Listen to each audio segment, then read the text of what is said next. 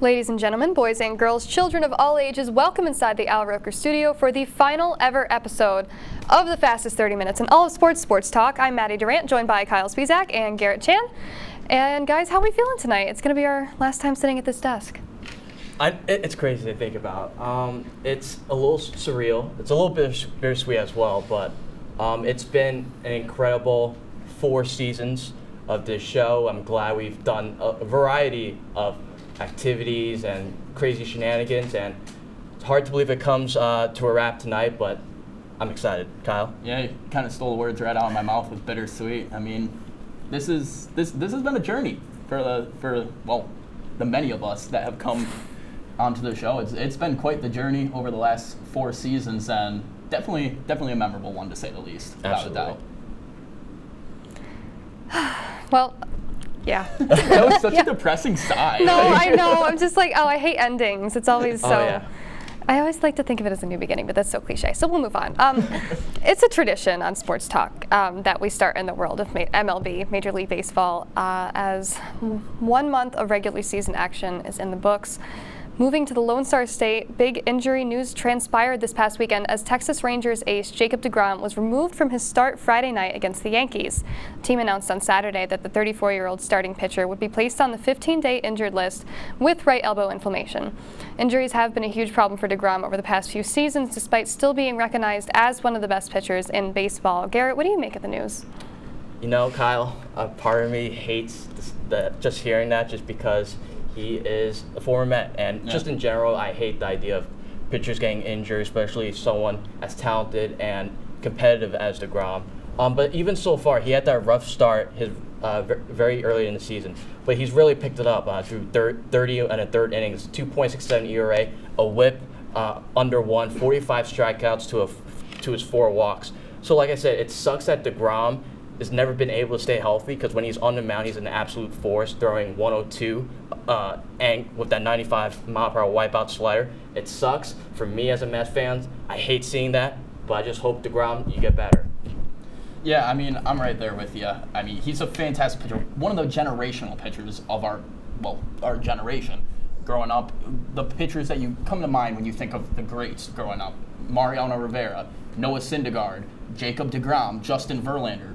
Our era, those are the pitchers I think of about when I was growing up. And like you said, a great talent. Just he's had trouble his whole career with injuries, and now I think it's going to be starting to be the time where teams in the next couple of years, they're going to start looking at these injuries piling up. I mean, like you said, he's 34 years old.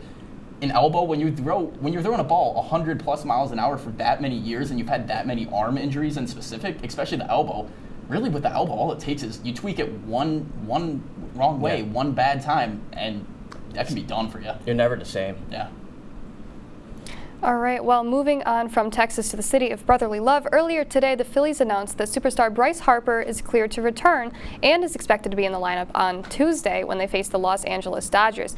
Harper was originally expected to return after the All-Star break after undergoing Tommy John surgery. With the Phillies not choosing to place Harper on the 60-day injured list prior to opening day, rumors swirled about Harper making an early return solely as a designated hitter. Guys, what are your thoughts on this?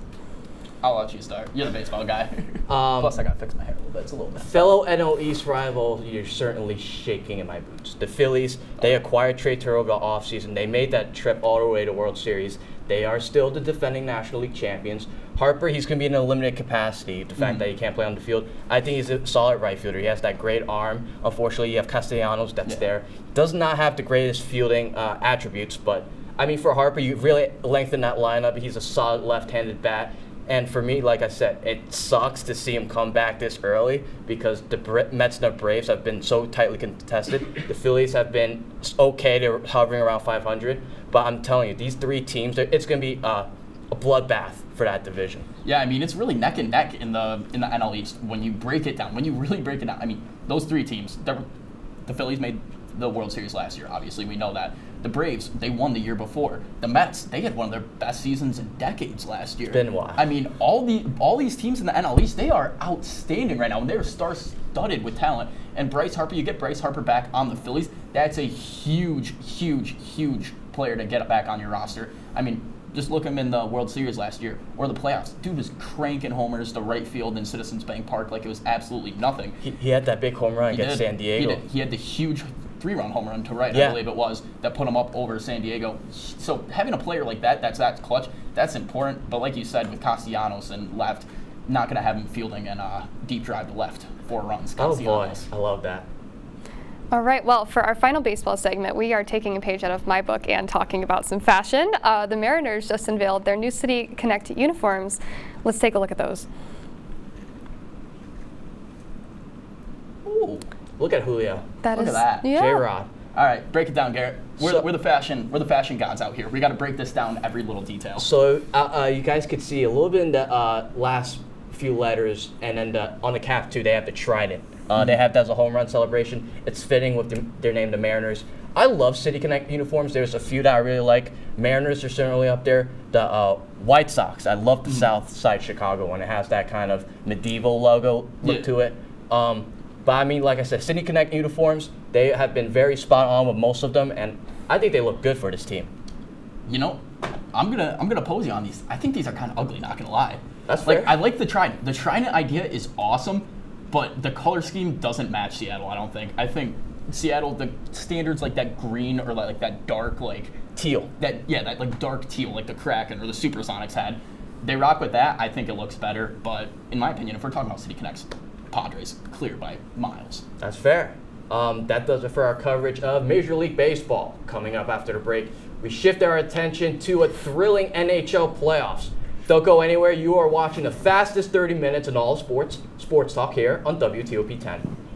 And it could be your last chance to see one occur for 2 decades, as the next time one will be visible over the continental U.S. He's May 84. Yarrow told police in the hospital that he had pressed the doorbell and waited. They mix with oxygen and nitrogen and become briefly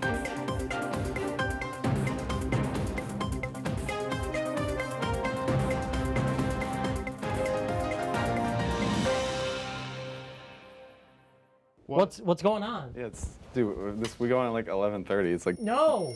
what do you mean no? It's 10:30. 10:30? Matt, it's 10:30. What do you mean it's 10:30? Hey, don't touch that. That's my ladder. Hey, man. Whoa. You know this book was already discounted 10%? Wow. Wow. Get a close up of that one. Matthew. Broadcast news. Look at that. Can we go back inside? I want to sleep in the studio again.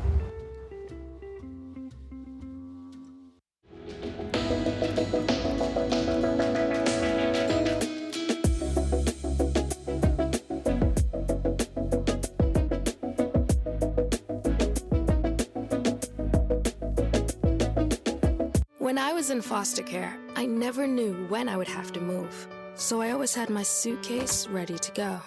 Then one day, I was adopted. My new parents opened their hearts and home to me. My parents cook my favorite breakfast for me every morning. My parents take me on trips I never thought I would go on. They gave me a home and an even better reason to use that suitcase. My parents aren't perfect, but they're perfect for me.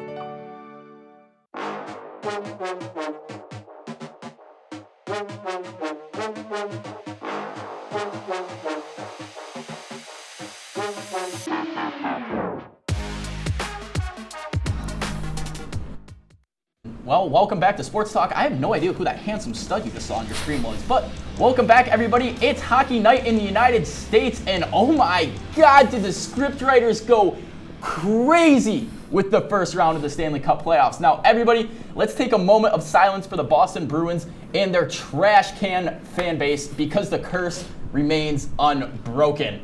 Marshy and the Bees, despite having the best regular season in NHL history with insane seasons from Bergeron, Ullmark, Swayman, Pasta, they couldn't cool down the flame-hot Matthew Tkachuk. You see what I did there? Former Flames player.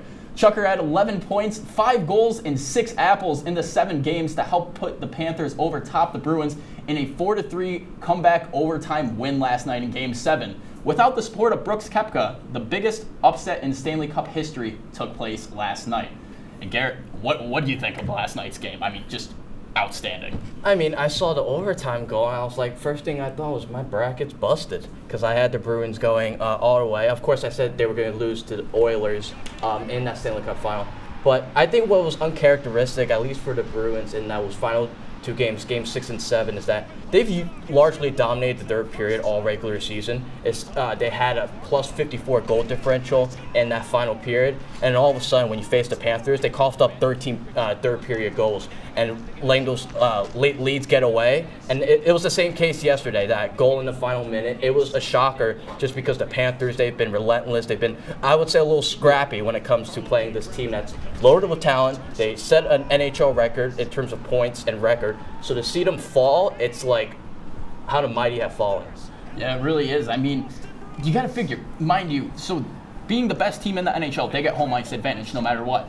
This team had the best home ice record in NHL history. In the beginning part of the season, they went near 17-1 at home. Mm-hmm. To win the Stanley Cup playoffs, you only need to win 16 games. And they went near 17-1 at home. But then they lose Game 7 of the first round of the playoffs in their own barn.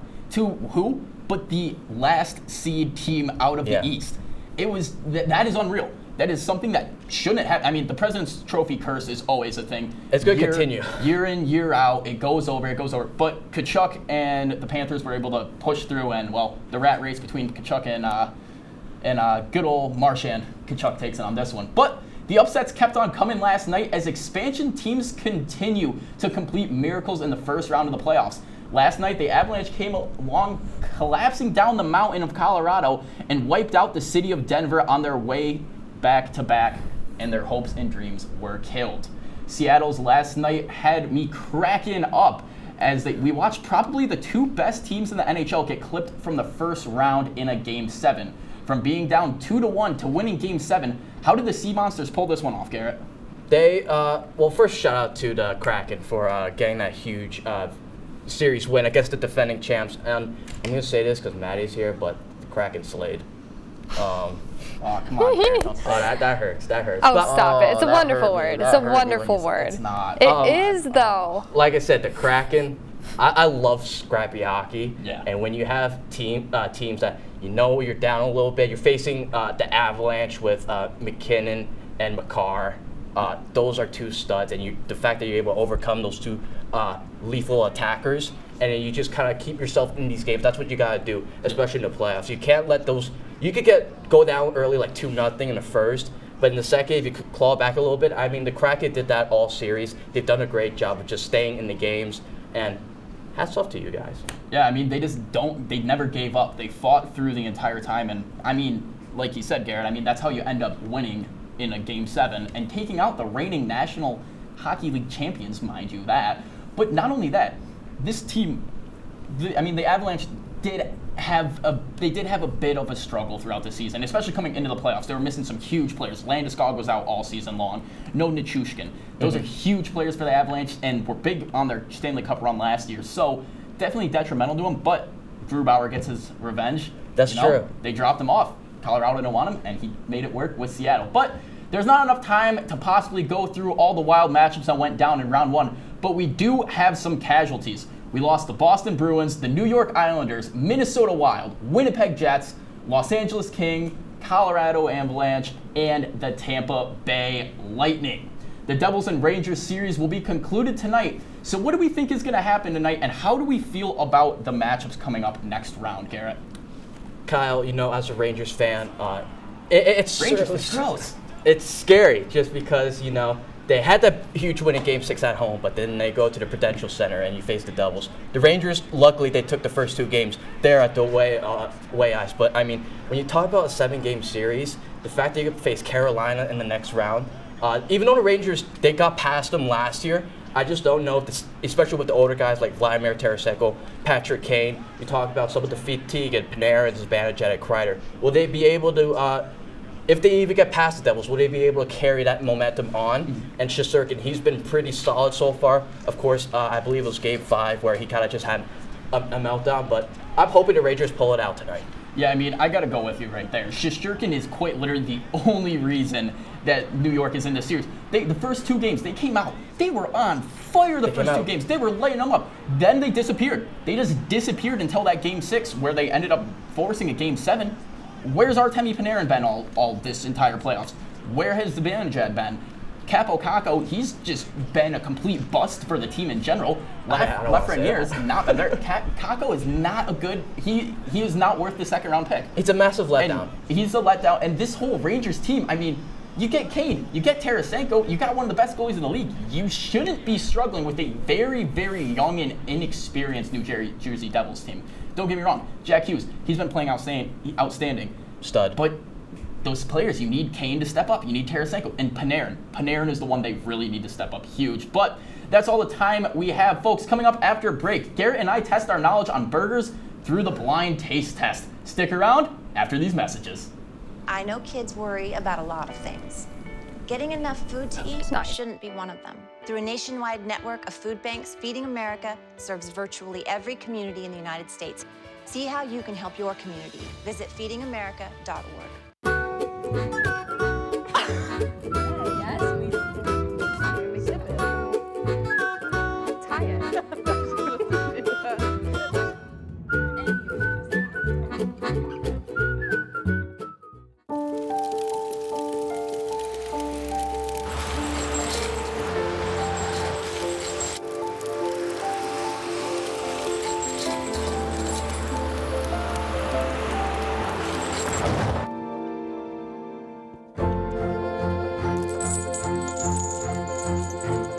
Did you know dragging chains can spark a wildfire? Only you can prevent wildfires.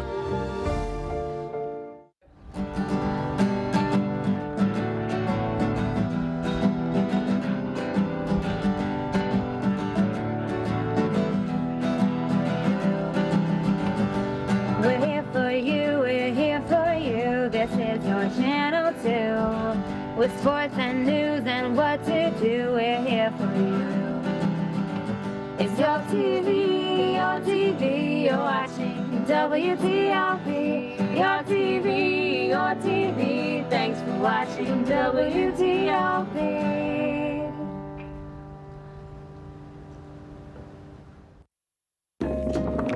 La la la la. Breathe. La la la la la la. La la la la. Freeze.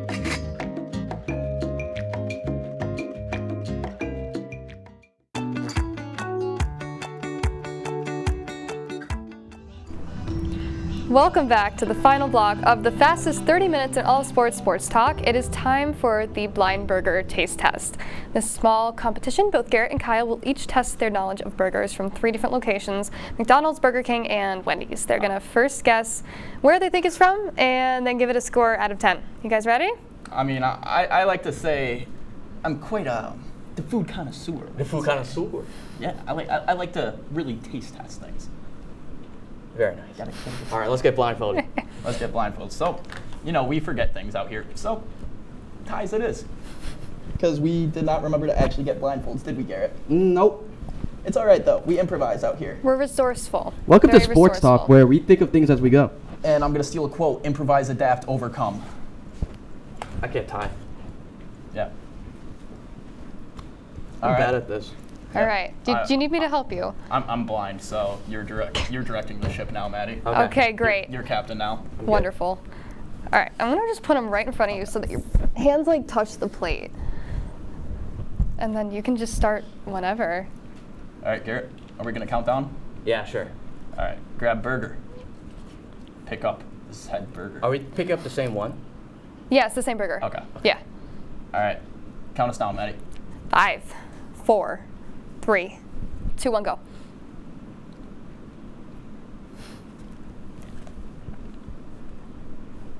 Oh yeah, I know that one anywhere. It's a frozen patty. I know that anywhere. Okay, so what are the guesses? McDonald's. Garrett? Yeah, Mickey D's. All right, give it a rating out of 10 before I tell you if you're right or not. This is horrible. This is like a 3. Yeah, this gets like a 4. It's a 4? This is not satisfactory. Yeah. You ready to hear where it's actually from? Yeah. Burger King. Ooh. Really? Yeah. Not McDonald's. Wow. I'm disappointed in my taste testing abilities. I am also disappointed in your taste testing abilities. Whopper. I don't know. We can keep going with that. Next. All right. Wait a minute. I gotta look at one of the plates. I don't know where this one's actually from. Oh, yep. Okay. Burger in my mouth. All right. There you go. Is this a nice bun? Yeah. This Still flat, like a brioche bun. I guess. My tie is falling off. My blindfold. I'm gonna fix this. Ready? We're gonna retie this. I don't know what you did. What did you do? There's like 5 ends. Can you see? Okay. Okay. Still good? Cool. We're just. I know there's one. Do you? Yeah. Oh, apparently we're eating it already. Okay. Oh, we weren't supposed to? Well, no. Okay. Yep. No. You're good. Yeah. This is definitely McDonald's. Yeah, this one's McDonald's. All right. Score out of 10. The aroma is a lot better. It's a lot better on the palate. Tastes better too. I'll give this one a 6. I give it a 7. Okay. Yeah, you guys are right. This one's actually McDonald's. So. Well, process of elimination, we know the last Yeah, I was gonna say, you know what the last one is, but if you want to rate it, we'll give it a score. By all means. We gotta rank all 3. And then you guys have to finish your burgers because it's bugging me that there's just a bite out of every burger. Yeah, I'm gonna finish it. Okay. Same. Lovely. All right. Sarcastically. We ready? Ready, Kyle? All right. 3, 2, 1. By far the best. There's some onion. That one does look the best. This is very nice. I like it. Yeah, it's like I said, it's very aromatic. Great on the palate. The texture is very good. It's not frozen. It's not frozen You can beef. tell it wasn't frozen beef. The onion really just adds that extra kick. It really does. It adds that extra. It complements the burger itself very well. I'm getting so in depth for a Wendy's cheeseburger right now, but 7.5 is my score. There's no cheese. I give it. It's not cheese. There's no cheese. There's no cheese. I don't know what cheese you're tasting. Garrett, you know this. You ordered this. You were with me when we ordered. Yeah. We ordered a regular hamburger. I've just outed myself as a fraud on live television for. I give this one an 8.5. Really? 8.5. 8.5. Wow. I've always loved Wendy's. I do love Wendy's. Wendy's is very good. You get a nice biggie bag. Get a double stack. Whew. Yeah. Is that all? Is that all? Yeah, that's it. You can take your blindfolds off now. Yeah. I think so. Burger King is not the king, is what we're saying. Burger King is not king. It's not the king. It is poverty. It is poverty. Oh, it's the peasant. Poverty king. Burger poverty peasant. prince. I like that. Poverty Burger prince? King? No. Poverty prince. I'm actually gonna do this now. Oh my God, it's bright. I know. I was gonna say I just took it off and like my contacts are all out of focus Oh, now. dear. I can't see You can't anything. see I'm just like, at all. okay, there's kind of things everywhere. There's something like that. Little Yeah. blobs, little mini blobs. All right. But yeah, I mean, now that we've got that out of the way, I mean, for us, this is the final ride It for is. all, the 3 of us. I can't tell if I'm crying or if I'm just waiting for my contacts to refocus and it's like Yeah. in between. I'm not crying. I'm not It's crying, the man. onions. I mean, They actually smell quite bad. it's been, like I said, it's been 4 amazing 4 seasons for me coming up here, just pitching just a show, fall 21 to Mr. Chris Brewster himself. Chris Brewster, the GOAT. For the real. GOAT. Like I said, it's been an honor to have been here at this desk in front of you guys doing what we do. There's been a lot of great moments. I think about all the way back to the first woo-wee, Oh my God. where I not the- peaked the mic, and then I lost track of what I was going to say. Then we had the smoothie, We did have the smoothie. where it's been sitting around for 8 hours. The relish. The relish killed me. Then Spider-Man. Everyone loves Spider-Man. Spider-Man was peak. Spider-Man was, I love that finale. That was a great show. And then season 2, we took things to the next level with the rivalry with Laker Connections, which I thought was a lot of fun. Yeah. Just the fact that, it was a great experience for all of us just because we saw the unity of the studio. We saw how everyone came to this game where, it was 2 sports OPs duking it out. And we have all the respect for Brian, Aaron, and Jake and all those seniors back then. And then, like I said, it's been a great ride. We've continued to do all this amazing shenanigans, shaving cream. Oh, shaving cream was our. If you're an OG sports talk fan, you really stuck around the ride with us. You know just how much of a role shaving cream and slapping played in the 4 seasons that we did. Well, let's this. not get into much detail about that. No, I mean, shaving cream though. I mean, few shaving creams up the nose. You got it real bad. I got it real bad. I got it straight up the nostril a few times. I mean, but at the end of the day, I mean, those are things we just look back on it and yeah, inspirational, man. It was so inspirational. It really was. And then we had the Great Pumpkin thing. I had a blast just doing some stuff outside the studio. And we had the pie baking competition, which I had a lot of fun doing just because we were doing something so different. Oh, yeah. We were doing something completely unprecedented, at least for us.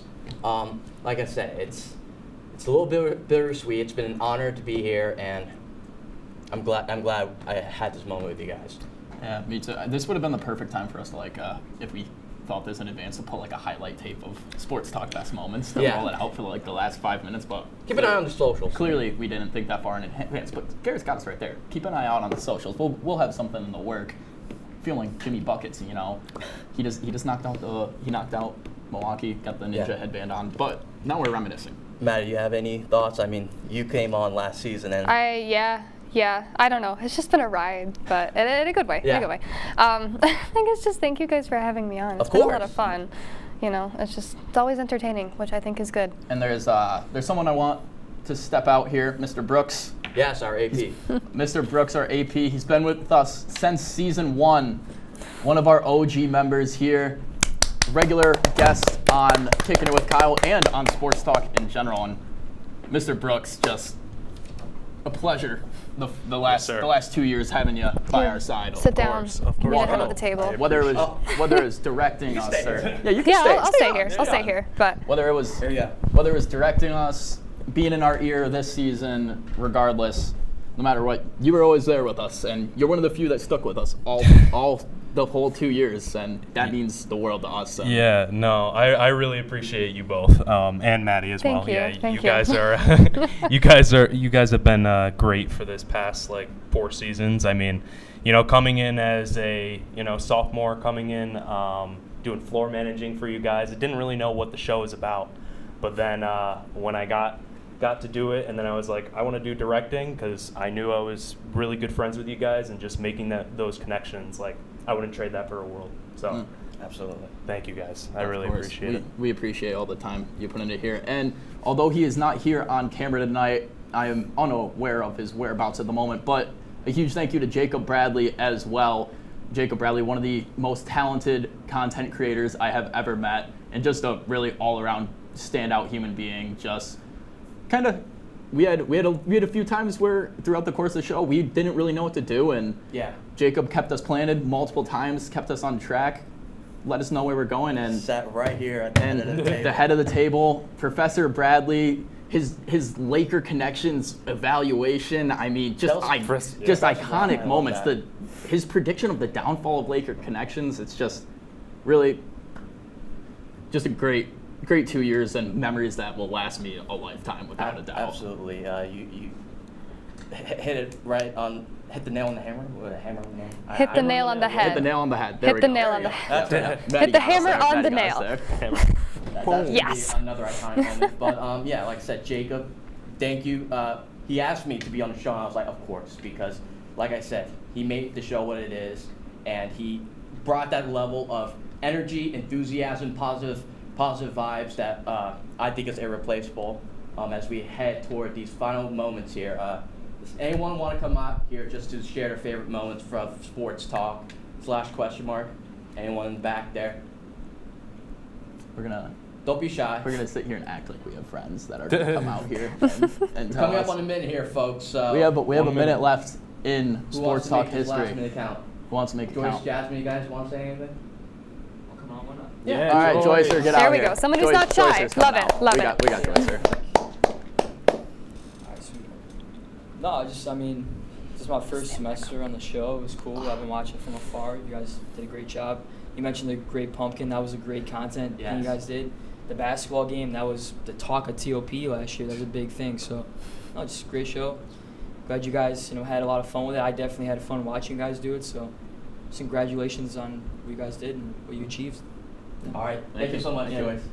As we have 20 seconds left in our History of Sports Talk I just want to give out one last big thank you to everybody, and especially to Garrett and Chris Brewster for getting me in contact with Garrett, and Garrett allowing me to join his great product. We thank you all for watching 4 seasons of Sports Talk in the Book. For Kyle, Maddie, and our entire crew, this is Garrett saying so long and thank you.